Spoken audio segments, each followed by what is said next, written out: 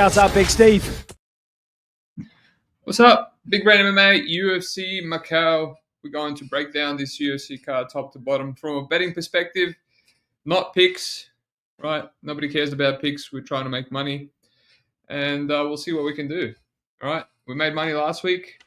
Big weekend, 2.4K, almost 4,000 for the month. So I'm trying to get another 2 units, achieve my goal of 10 units for this month and hopefully December. So no forcing bets.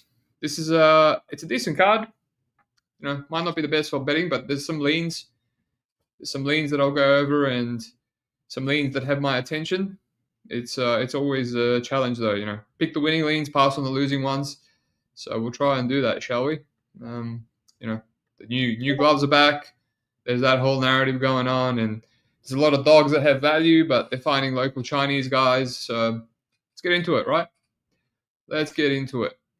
We've got 2 comments. Let's have a look. Pirate, huge weekend. Some good cards. Let me know what you like, Pirate. I've got a lot of regional tape to smash after this. But let's start with Hayisaer Maheshate versus Nikolas Motta. I actually haven't heard anyone pronounce that first name of Maheshate, but I like Motta. Right? It's a scary bet. It's a guy that's extremely chinny. It's a guy that can be knocked out. But he's fighting Maheshate, who is minus 200, and I think he was minus 200 versus a washed Gabriel Benitez that's moved up from featherweight to lightweight, and he barely covered. You know, I went deep into that fight, and I realized that Maheshate doesn't have much other than a teep kick, you know, a flying knee or switch knee, and a right hand. And if the fight extends, he never really covers his line. Like, when has he covered minus 200 other than when he knocked out old mate Garcia in the first round with a counter right? And Garcia came in, if you listen to the interview, Garcia came in with multiple injuries, had a messed up shoulder. He needed a round 1 KO. That's why he came in so aggressive. So he kind of walked into that, and Garcia's always been chinny. We just obviously haven't seen it because he's been on a massive run, KOing everyone. But yeah, essentially didn't even get one moment against Gabriel Benitez. Benitez was lighting him up. Unfortunately lost the split. I think Motta is more powerful than someone like Benitez. The issue with Motta is he mostly just boxes. Benitez had kicks. But I think Motta hits harder, and I think he's also more chinnier. The under I'm not interested in. You know, I think Maheshate is extremely hittable. Right, you look at all his fights, man. He's got knocked out by Slava Borshev. He was dropped at the end of round 1. He was dropped 2 more times in round 2. Eventually was called. It was all by hooks. Motta throws some beautiful hooks. He kept eating overhands against Rafa Garcia, who's just a wrestler, basically. Benitez cracked him a bit early. Even Achilles Estremadura in Contender Series hurt him a bunch. And then he slowed down, and Maheshate came away with a really competitive decision. So unless he knocks up Motta, which it's always live with Motta, as I said, one of the chinniest guys in the UFC, I think this could be competitive. I think Motta can knock him out. He could drop him. So I'm leaning Motta, man. I haven't locked it in yet. It just seems like a no-brainer. We'll see how my week goes. There's a lot of leans like this one, and you know, if all those leans with high risk go wrong, you get absolutely rinsed. So I'll see how I go, but a little bit of money is coming on Motta. I think when one of the touts with big influence kind of focuses on this fight properly, I think the line should move quite drastically, but we'll see. Local man, what's up, sir? Lucas Teixeira, thinking of blind betting all the Chinese fighters for this card? Yeah, maybe. You're going to get stuck when you get to the Road FC cards. Pirate, Luan Sardina. Yeah, I get it. Some of the lads are on it. I didn't know who was fighting, and then I recapped, and I remember that guy. I played the under 1.5, and that guy's not the greatest, actually. He's lucky that he fought an absolute bum. So he's fighting another black belt in Sardina. It should be competitive at least. Maheshate was a dog against Garcia, if I remember correctly. I think Benitez was his first time as a favorite. Yeah, that makes sense. But, you know, Garcia absolutely rinsed him, man. Absolutely rinsed him. What was he? Yeah, he was a massive dog on Contender as well. But this is just like recency bias. Motta's already killed a big prospect in Tom Nolan recently. So, all right, let's move on. We got Long Xiao versus Quang Li. Only taped 1 fight each. Didn't want to go too far. You know, first lean from a betting perspective was I wouldn't find any value Personally, I'm leaning with Quang Lee. I think he's got a lot more finishing upside. Xiao Long is just like a jack of all trades, does a lot. I get why he's the favorite. We've seen Quang Lee slow down in his short notice fight against Chris Gutierrez. So I guess the consensus is that he might slow down here too. But yeah, Zhao Ling's actually quite hittable. Quan Lee, we've seen him finish a bunch of dudes in LFA. Tai Thang, decent guy in LFA, knocked him out. Knocked out this other bum, Cody Peterson. Sal Guerrero split, but it was a high wrestling pace. So yeah, if I was forced, I'd probably play Quan Lee. I feel like he has the finishing upside. And if he gasses, so be it. But I think his jiu-jitsu is good too. But yeah, I'm not really interested. This is probably not the fight that I want to play.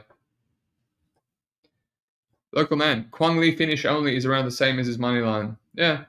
I mean, he's never been finished. Yeah, it's a bit of a, it's a bit of a competitive Road FC fight. Right? I know Quang's not from Road FC, but that's where I'm at. Leon Kavanagh versus Jose Ochoa. I mentioned Ochoa looks like a really high level prospect, and you have to fill in the blanks. Best guys forward is this Juscelino Pantoja. Has a lot of kicks, a lot of knees in the clinch, and it just keeps on coming. He's a little bit hittable, which not the best thing against Leon Kavanagh, who has a mean left hook and calf kick and whatever. My only issue here is that I would love to play Jose as a big underdog, but last two fights of Leon Kavanagh, Sean Marcos da Silva, who I rate quite highly, 6-0, and then Tuan Ho, who I faded with Leon when the line improved. Just two prospects back to back, handled them accordingly. I think is good. Jose probably has a bit of value at this price, but it feels like a massive step up. Leon's been tested, and Ochoa not so much. So it's kind of like a stab in the dark. So I'm not really rushing. If anything, just live bet it, see how it goes. But it's a dog or pass. I mean, Leon, you see his all his blemishes, which are in his amateurs. Bagley, that was a bantamweight. It was a draw. And also Giovanni Scott, bantamweight, and some other guy, Festus, bantamweight, and his other draw, bantamweight. So I think if Ochoa comes in close, I think he might be at a physicality disadvantage. And we've seen Leon wrestle if need be. So there's that question mark too. So too many question marks, but Ochoa's good. So passing. All right. Carlos Hernandez versus Nyamjargal Tumendemberel. Let me go through some of these comments. Pirate likes Quang there. Do you like him enough for a bet, my friend? Enough for a bet? Because it seems like a competitive fight. Lou Betcha, what's up? Where is the pointy hat? This is the worst racism ever, Steve. You ruined my birthday. Well, apparently I was racist on Twitter, but can't go too racist. All right. Yeah, this is Big Bird. Steve dressed like he just did a line of coke in the club bathroom. Mate, I used to wear polos all the time. Right, that was my attire. Easy, not too fancy, not a shirt, but it's got the buttons. You can go to clubs, you can go everywhere. That's when I used to get all the Conor McGregor comparisons. Conor McGregor always walking around with his polo tucked into his pants. But yeah, this is a blast from the past. It's very hot. I'm going to the beach after this, so the polos are back. Bring back the polos, I say. Yeah, so I get it. Carlos should beat Old Mate Mongolian because he's the better, more tested fighter. But the Mongolian has all the hardware upside. He's hurt a lot of people in the first round. He's hurt Tipwan, Kirman, whatever his name is, Tipnoy Kivran, who's a very durable Muay Thai guy. He hurt him in round one as well. He hurt this other Peter Donose guy, and Rineke choked him. I think he's quite finish reliant and moment reliant, which he gets a lot. He gets a lot of moments. Right? A lot of people saying he's crap. I think he's improving. Right? His last fight was a year and 2 months ago. How old is he? He's 26, man. He's young. He's training with some beast Mongolians out there. That steroided up Mongolian in 1FC as well. And Carlos, man, Carlos is so sore. He's so weak.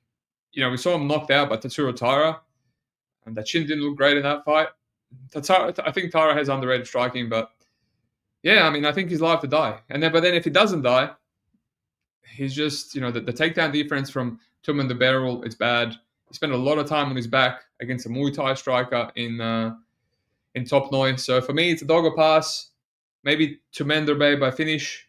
Maybe Tumendemberel be round one, because most of his finishes come in round one, and he kind of slowed down against Top Noi. And the best thing after that he did was almost get a knee bar on Hernandez. Will he go for a meme knee bar? Get it? I don't think so, but yeah, I'm not really interested. I think Carlos needs a perfect fight over 3 rounds. And if he gets knocked out here, I think he might be on his way out of the UFC, which is a shame because Carlos is very good, and I wouldn't really be cutting a guy that's as exciting and as well-rounded as Carlos Hernandez in a division like flyweight. They need all the talent. So, but yeah, it's a shame. This is a dangerous fight for him. Even his fight with Dennis Bondi, who's bottom of the barrel, very competitive until he knocked him out. All right, what do we got for comments? Lou Betcher, I demand private racism to make up for it. Pierce, are you free to join in and we'll delete it? Yeah, so if you want some free casual racism, join the Big Brain MMA Discord.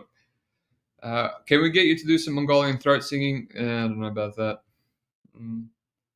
Niral Gil is a solid dog. Close enough. Dude with awesome tats at plus 160 feels like, look, I said I was going to do this. What's the Mongolian round one? Let's have a look. By the way, for Nikolas, Motta, Maheshate, because I don't like the under, they can both be low output. Maybe fight ends in round 1 and 2. It's a little bit better than under 2.5 rounds. I think it might be minus 200. But just forcing it. I feel like I'm forcing that. Well, the Mongolian round 1 is plus 700 on Bet365. Make of that what you will. I think if he's going to get Carlos out of there, it's going to be while he's cold. Or you can just play his KO, which is the same price. It gives you 15 minutes if you think it's possible. But the under also, under 1.5.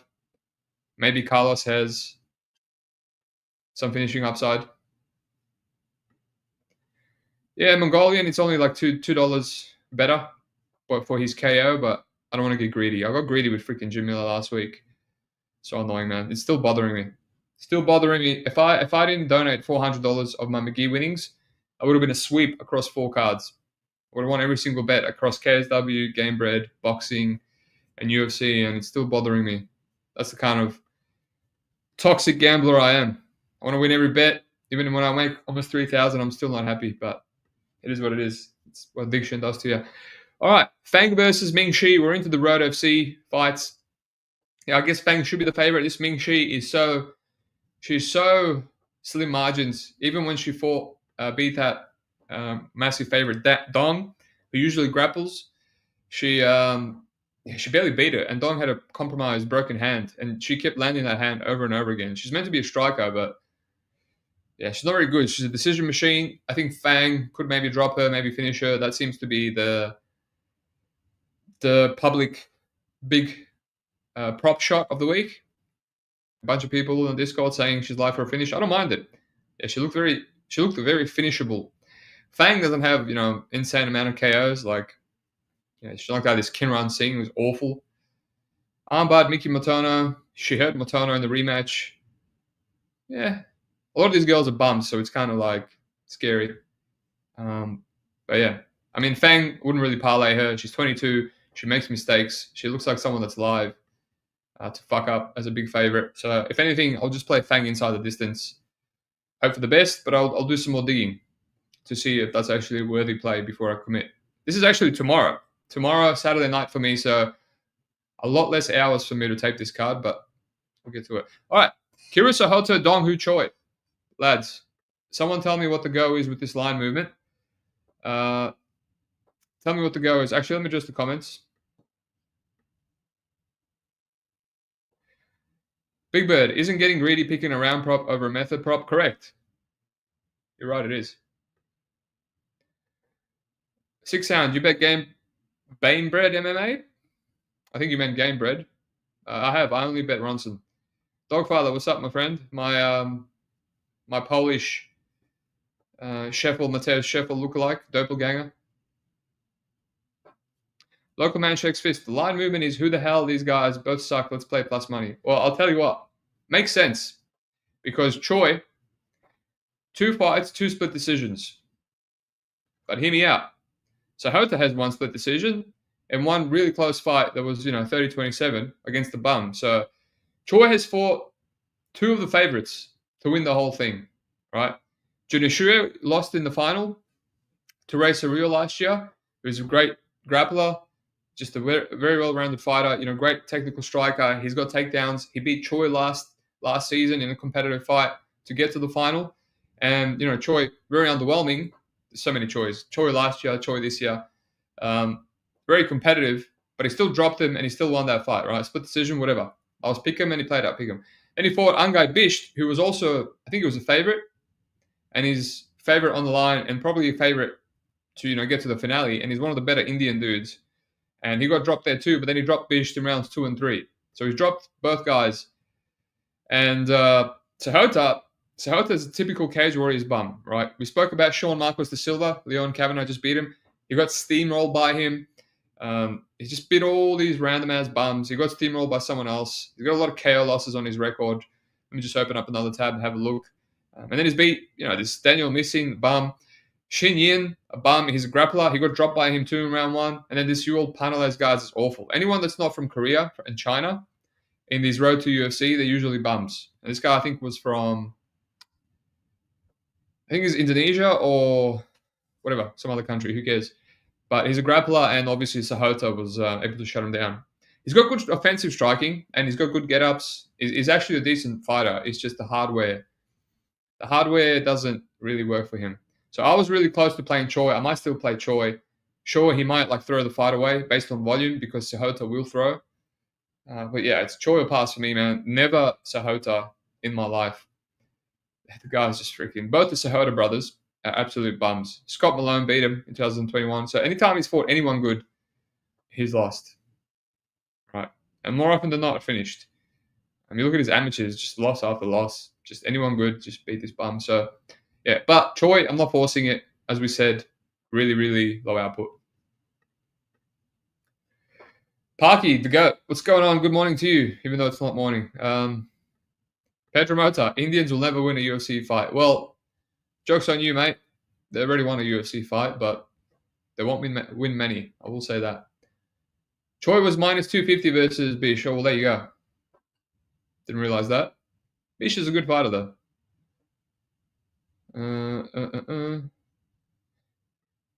Choi won wrestle Sahota. He smells. Well, how do you know he won wrestle? I've actually seen him go for a takedown against Bish and against Junishuya. So, and it took Bish back in round 1, really easy.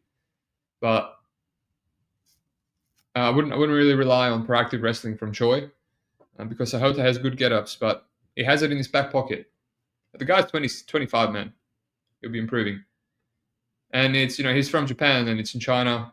It's probably helpful. All right, let's move on. Too much time on a bum fight. Speaking of bum fights, Sungyo Yu versus Jenny Shui. Yeah, decent fight. Now, this feels like a grapple fight. Yu is, a 60-65% favorite. I get it. He just beat Daewushu, whatever the hell his name is. And he's a super slick grappler, man. He did that great Shotogami throw and just got to his back. It was amazing. But yeah, this feels like a closely competitive fight. It's a grapple fight. Azur Pasi, who he just beat, went to a split. I think he's been a little bit exposed as a grappler, nothing else, one-dimensional. Junishui might actually be better. He actually has some hands, but he's also a wrestler. He had a really competitive fight with Tokitaka Nakashi in the last one. I parlayed him big against this Yongfang Li in the first round, but that guy was a bum and took it on short notice because there was an injury in the first round of Road FC. So, yeah, I'm not really interested in you as a favorite. If anything, it might be accurate, but yeah, man, it could be competitive, right? Every single fight against good fighters, Jenny Shui has had a split to this Kamikubu. We hurt, and then Kamikubu kept coming and just trying to take him down. Xavier, Aloy split. Decent fight, but Xavier's been a little bit washed recently. He's lost a bunch of fights back to back on PFL as well. Yeah, and just the Lee fight and this Solulu guy who's 8-14, couldn't even finish him. Just a little bit underwhelming. Yeah, not interested in this fight from a betting perspective. Aussie Diaz versus Ming Yang Zhang. Right, so on the early teas, I mentioned this fight. Probably a bit of value on Zhang, on Aussie Diaz, because, he hits hard himself and he's got a jiu-jitsu background, and Zhang has been knocked out and submitted under 1.5 rounds in basically every single loss. So, but yeah, upon tape, I just feel like being a square and just playing Zhang round 1 KO, man, at like almost $3 plus 200, because it just seems so obvious. What's his name? Aussie is like one of the most fragile guys in the UFC. You see some of his knockout losses, man. This Santiago Diaz, who's 1-2, he's now like 3-5, whatever the hell it is. Absolute bum. 15-second knockout, and he just ran through him like hot knife through butter. And that's pretty much it. All his losses are via KO. He was a bit lucky to get into round 2 with Joe Pfeiffer. He grappled Pfeiffer, took his back. I think that's live here versus Zhang. Zhang, I don't think he has the best jiu-jitsu.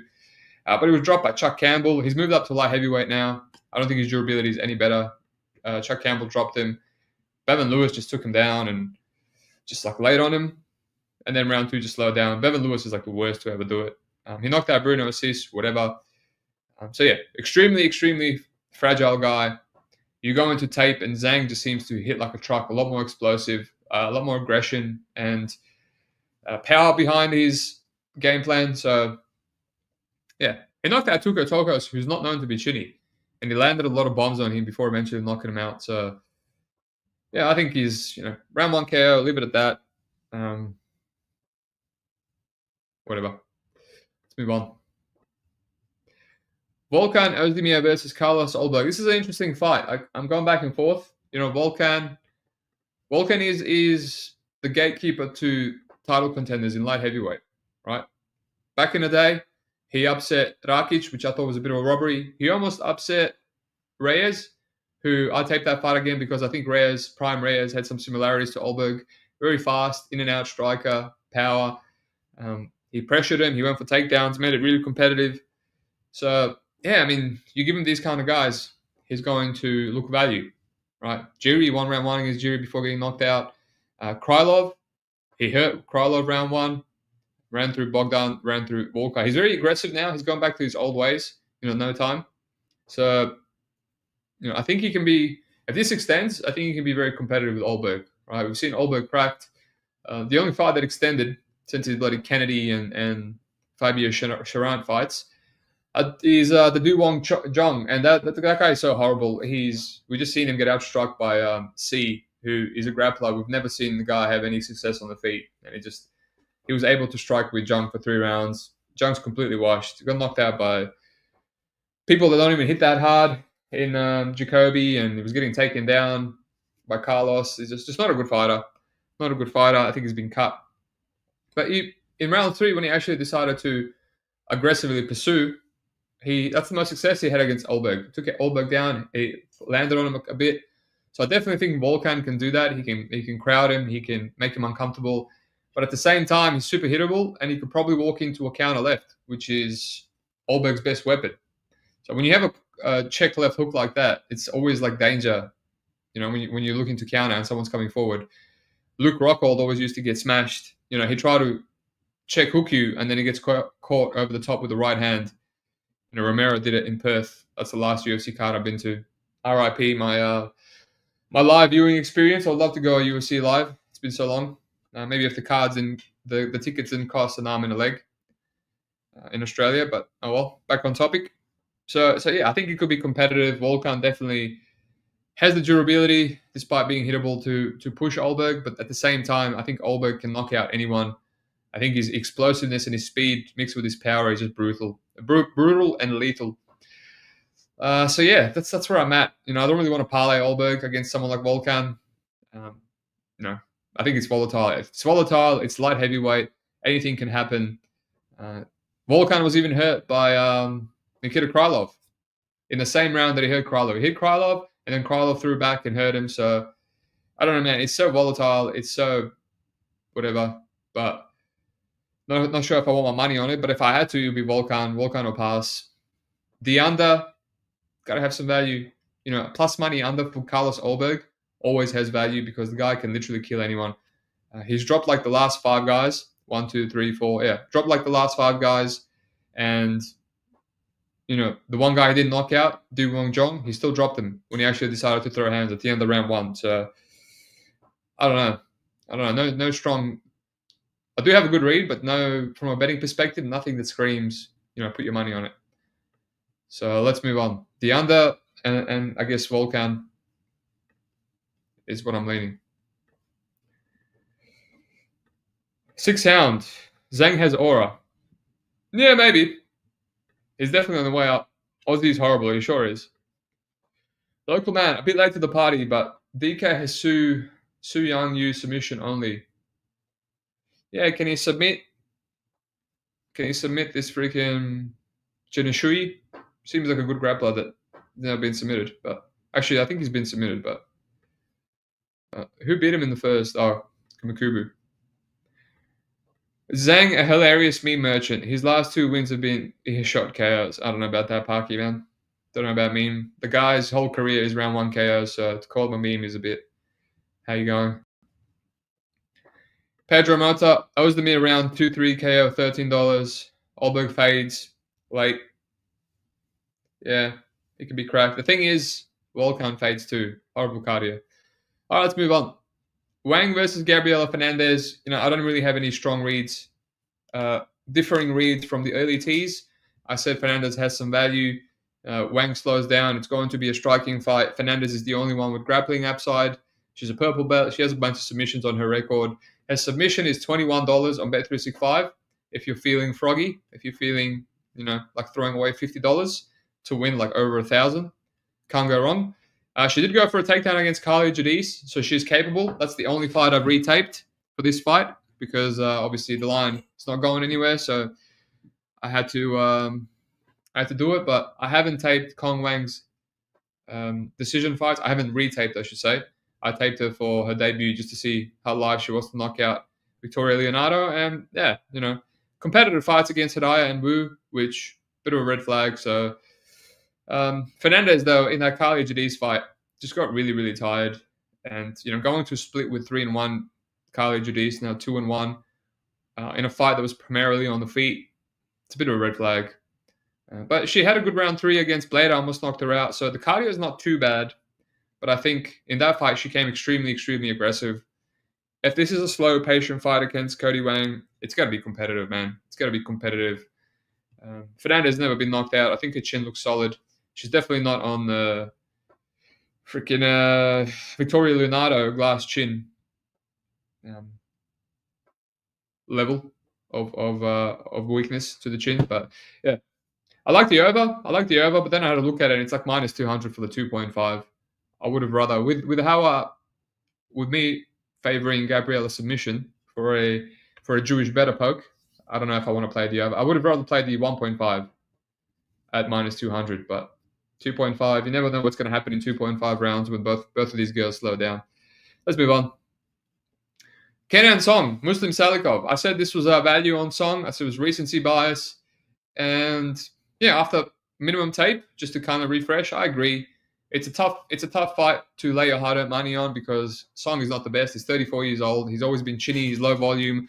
But Muslim Salikov is 40 years old, man, and extremely chinny now and barely squeaked by a super, super chinny Santiago Ponzinibbio who, yeah, gave up a couple of moments and lost the split, but he easily could have beat Salikov. So there's the issue. Both guys have shit cardio. I would say Salikov has even worse cardio. This is what I meant. This whole card is like untrustworthy dogs. Like Song Kanon is untrustworthy. He might get caught with like a spinning wheel kick. His decision equity is horrible. But he does have the better hands, more power, and he is younger, 6 years younger. I will say he's less washed. He has a good record in China. He's knocked out a bunch of guys. His last loss in China was to not Brendan Moreno, the Great White, something Moreno. I don't know. I can't remember his full name. Doesn't matter. But yeah, he's in his hometown. He's in China. They haven't been there in a while. And yeah, man, it's dog or pass. It's just perfect recency line. Salikov was plus 150 against Ponzinibbio, and now Song is plus 150 against Wash Salikov. So it's like Motta, man. He can die, but he has value. So it is what it is. That's these are the guys that I like this card. A chinny Motta going against the Chinese guy that they're trying to set him up with, and a washed chinny Song,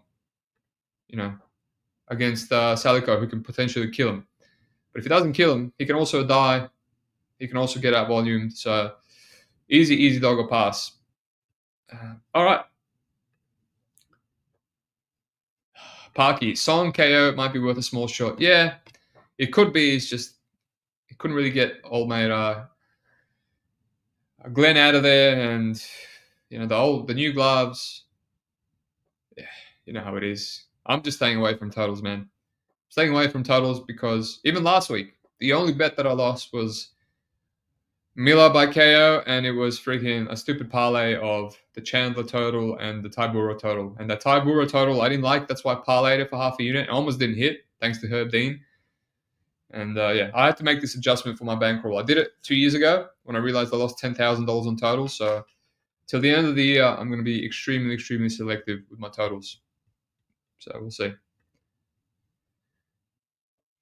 6 Hounds is going to donate on Gabby. Disrespectful line. It sure is, mate. Might join you. Parky, I was expecting Wang to look like prime Anderson Silva. She really does not look that great on tape, honestly, for a world-class striker. There will be blood. Dog or pass, correct. Song KO might be worth it, yeah. Classic horrible welterweight washed fight, correct. Feb sub effort. Who's Feb? Tabitha Ricci versus Jan. Yeah, I get it. I said it was dog or pass, but I'm not really rushing anymore. After a little bit of tape, I'm gonna have to retape the Dern fight. Jan has the power advantage. Ricci just has the hustle and the cardio, I guess. But then again, Jan is in China. Yeah, Ricci's a good dog to play, but when she kind of has a bunch of advantages over girls, like a really old heel, she does have a ground advantage over Jan, but I don't know, man. Her wrestling's not the greatest. Yeah, I feel like either girl that wins this fight, it's going to be slim margins. So due to that, Ricci has value, I guess, 29-28. But I also think Jan, at the same token, 29-28. She had a perfect fight against Marina Rodriguez, where it was just 3 rounds of striking, and her footwork is much better, and her pop and speed was much better, and she still lost a split against the plotting Marina Rodriguez. So that's the issue. If Ricci pushes the pace, it can be competitive, but not rushing it. Maybe leave it for live. We'll see.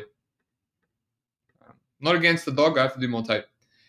Speaking of not being against the dog, we're at the main event, Peter Yan versus Davison Figueiredo. Yeah, as I said, dog or pass, man. Yan is so washed. He's not the same guy. Came in compromised against Merab, and I looked into it, and this topology fight against Song Yadong, or I played Song plus 150, he blew his ACL and his MCL. So topology now tells you when fighters get injuries, which is pretty cool. So it's just every fight that he has is injured, man. That's why he lost round 1 so bad. He just I think that's when he blew it. But props to him coming back with a blown ACL to win rounds 2 and 3 against Song. He really had to dig deep. Davison Figueiredo, he's a weasel. He fights a bit like Oban Elliott we seen last week. Run, and then counter right or go for a takedown. These weasels, man, they win fights. 30-27 against Rob Font, aged beautifully. Now with Rob Font beating a prospect in Carla Phillips, Cody Garbrandt, whatever, and the Marlon Rivera fight coming off a title shot. 30-27 was more likely than 29-28 for Marlon. So it looked good there, Marlon Vera in hindsight is just a huge bum. Should never even be close to a title shot. He can never really cover his line unless he's fighting someone that's washed. But I guess that shows you that Davison Figueiredo is not washed. He took him down. He hurt him. He landed a big overhand right in round 3. Round 3 was meant to be Vera's best round. But that's the thing. These weasels are hard to get a hold of, right? Peter Yan's going to be pressuring Davison. He doesn't have the best footwork. Look at round 1 against Aljo. Constant pressure, and Aljo fought like Davison Figueiredo. like run left to right, kick and run, shoot for takedowns, and he won the round. So that was prime Peter Yan. Now this is Peter Yan coming off 3 losses, bunch of injuries. Yeah, man, it's a dog or pass.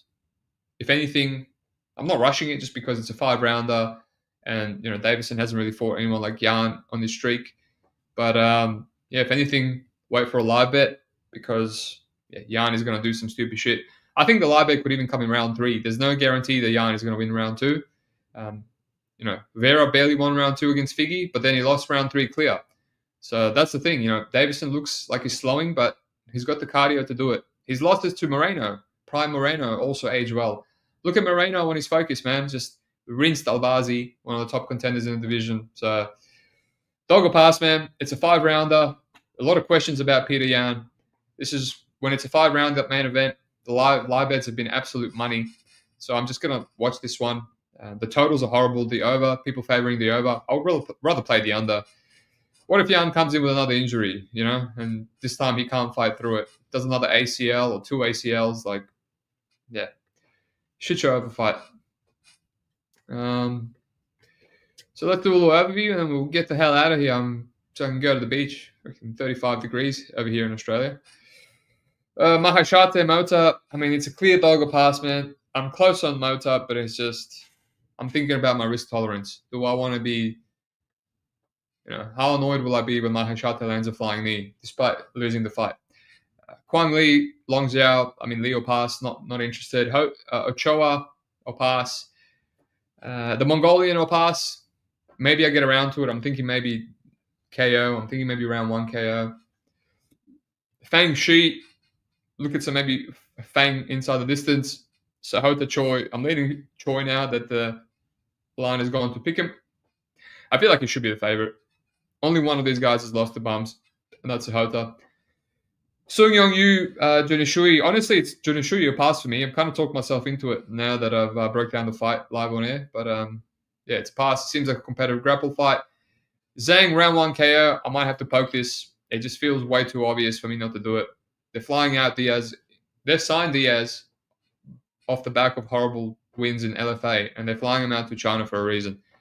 They want to keep this train going. Ozdemir versus Olberg. Volatile, light heavyweight fight. I see value on both sides. We'll see.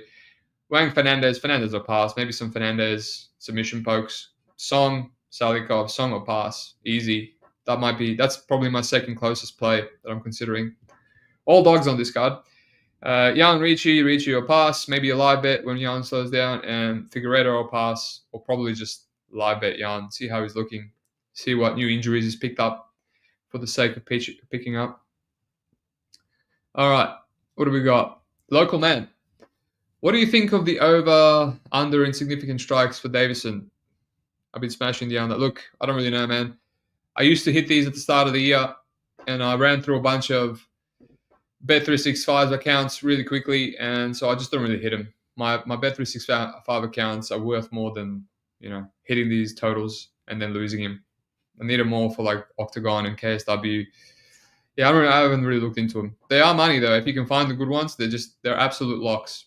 And the edge on those is amazing, but yeah, not looked into it.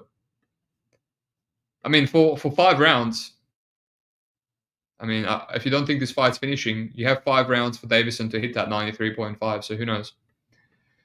Dogfather Beach, you aren't locked in life, ain't vacation. Come on, mate.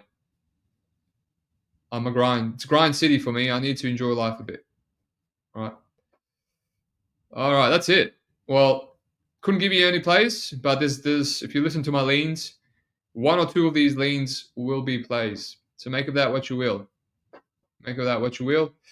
And yeah, like and subscribe or don't. It is what it is. Next week, no UFC, but I'll be breaking down PFL. Hopefully a couple of units this week to get over the 10. And then we smash another two units next week, minimum.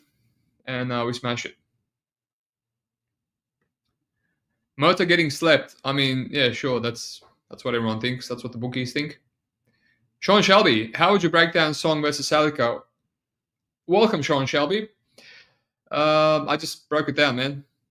I would say that it's a close, competitive striking fight where both guys might get moments, and someone's going to get knocked out or Either both are going to get moments and they're both going to slow down and no one's going to finish and it's going to be a boring 15-minute fight.